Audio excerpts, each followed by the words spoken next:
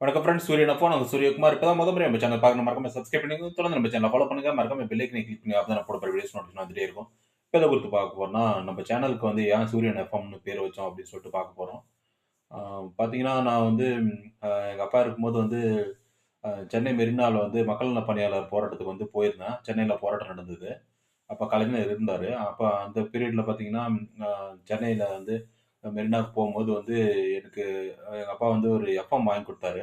அந்த எஃப்எம் பார்த்தீங்கன்னா, அங்க சென்னை மெரினால ஃபுல்லா கேட்டுது. அப்போ வந்து சென்னை அ சூரியன் எஃப்எம் 93.5ன்னு வந்து அங்க ப்ளே ஆயிட்டு இருந்துச்சு. அங்க நெறைய பாடல்கள், சாங்ஸ் எல்லாம் கேட்டுட்டே இருந்தேன். நியூஸ்லாம் வந்து சொல்லிட்டே இருந்தாங்க. அங்க ஆர்ஜேலாம் நல்லா பேசுனாங்க. அதுக்கப்புறம் பார்த்தீங்கன்னா, அங்கிருந்து அ இங்க எங்க எங்க ஊர் கிருஷ்ணகிரிக்கு வந்ததுக்கப்புறம் அந்த எஃப்எம் எடுக்கவே இல்ல. இதே நிலைமை தான் பார்த்தீங்கன்னா, இப்ப கூட இருக்குது. அந்த வேவ்ஸ் வந்து பார்த்தீங்கன்னா, ஆம் சென்னையில மட்டும் தான் இப்ப கூட சூரியன் எஃப்எம் 93.5 வந்து எடுக்குது. நெறைய மாவட்டங்கள்ல வந்து எஃப்எம்மே எடுக்குறதில்ல.